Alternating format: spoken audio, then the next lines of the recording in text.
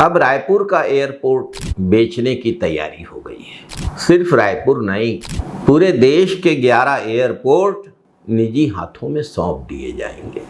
जंगल बेच दिया, जमीन बेच दी, रेलवे स्टेशन बेच दिए, मालगाड़ियां बेच दी, बिजली बेच दी, अब एयरपोर्ट भी बिक रहे हैं। किसकी सरकार बेच रही है? जिसने बड़े गौरव के साथ कहा था, मैं देश नहीं बिकने दूंगा। 2014 का मशहूर नारा भाजपा ने अपने कैंपेन में यूज किया था।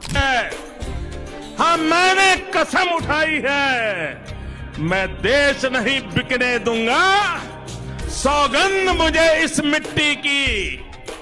लेकिन आज देश की बेशकीमती सार्वजनिक क्षेत्र की संपत्तियां एक एक करके निजी हाथों में सौंपी जा रही हैं। भाजपा सरकार रायपुर सहित देश के 11 हवाई अड्डे पीपीपी मॉडल के तहत निजी कंपनियों को 50 साल के लिए पट्टे पर देने की तैयारी में है।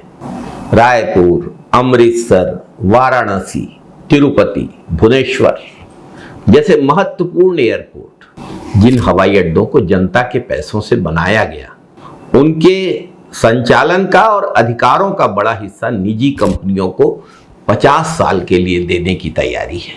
भाजपा की सरकार ने देश को अपनी जागीर समझ लिया है क्या? कभी जमीन, कभी जंगल, कभी रेलवे स्टेशन और अब एयरपोर्ट। आखिर सार्वजनिक संपत्तियों को निजी हाथों में लगातार सौंपने का यह सिलसिला कब रुकेगा? निजी कंपनियां इन सार्वजनिक संपत्तियों को जन कल्याण के लिए तो नहीं ले रही हैं, स्वाभाविक रूप से मुनाफा कमाने के लिए ले रही हैं। जब वे मुनाफा कमाएंगी तो पैसा किसकी जेब से निकलेगा? हमारी और आपकी जेब से निकलेगा। बड़ा सवाल, भाजपा की सरकार देश की संपत्तियां बनाने के बजाय उन्हें निजी कंपनियों के हवाले करने में इतनी हड़बड़ी में क्यों, उतावली क्यों है? अगर निजीकरण ही हर समस्या का समाधान है तो फिर सार्वजनिक क्षेत्र को मजबूत करने की जिम्मेदारी कौन निभाएगा?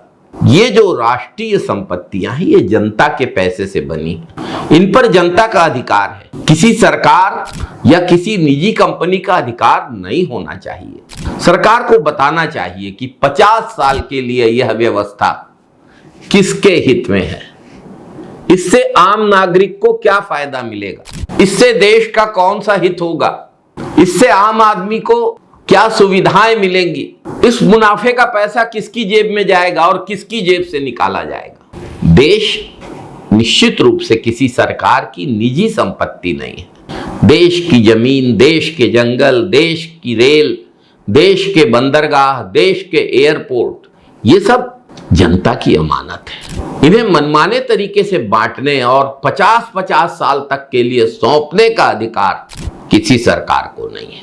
आज 11 एयरपोर्ट निजी हाथों में सौंपे जा रहे हैं, कल क्या होगा? और कितनी सार्वजनिक संपत्तियां किन निजी हाथों में जाएंगी? पैसा जनता का, जनता के पैसों से बनी है ये संपत्तियां। फायदा उठाएंगे बड़े इजारेदार, उद्योगपति। और अब तो हमारे घरों में भी अदानी और अंबानी की घुसपैठ हो गई है। भाजपा सरकार धड़ाधड़ स्मार्ट मीटर लगा रही है। स्मार्ट मीटर घूम रहा है साए साए। स्मार्ट मीटर अदानी का, उसमें सिम अंबानी का, जनता की जेब साए साए कट रही है। इतना बड़ा मीटर अदानी जी लोकहित के लिए तो नहीं लगा रहे हैं, निश्चित रूप से उनका व्यावसायिक फायदा होगा। अंबानी जी का सिम लगेगा। अब आप तो देख ही रहे हैं कि मोबाइल का मंथली रेंटल कितना बढ़ गया है। फोकट में तो नहीं लग रहा होगा सिम। पैसा जाएगा अदानी जी और अंबानी जी को। किसकी जेब का पैसा जाएगा?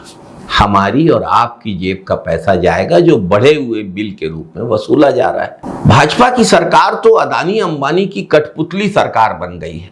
अदानी जी को कोई एयरपोर्ट पसंद आता है, फोन करते हैं, उन्हें दे दिया जाता है। भाजपाइयों के खून में अपने वैचारिक पुरखों की, अंग्रेजों की गुलामी की मानसिकता घुली हुई है। पहले ईस्ट इंडिया कंपनी की गुलामी इनके वैचारिक पुरखे करते रहे और अब ये कंपनियों की ही, अदानी अंबानी की कंपनियों की गुलामी कर रहे हैं। भाजपा को जी हुजूरी करना है, अदानी अंबानी को फायदा पहुंचाना है तो अपनी निजी संपत्ति बेचे।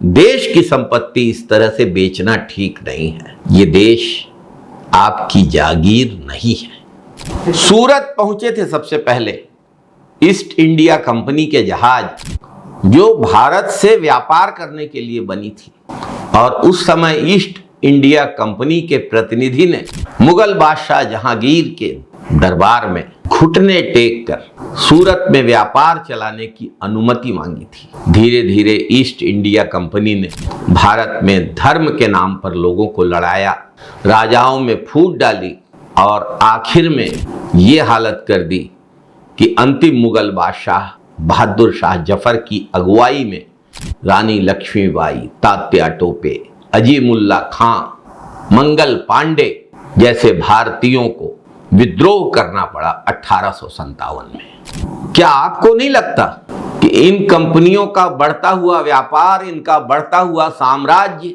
और इनके हाथों टुकड़े टुकड़े बिकती हुई देश की संपत्ति देश को बहुत बुरी स्थिति की ओर ले जा रहा है? हमें तो लगता है यह चिंता का विषय है, यह विचार का भी विषय है। इसे गंभीरता से सोचने और समझने की जरूरत। जय हिंद साथियों, वंदे मातरम साथियों।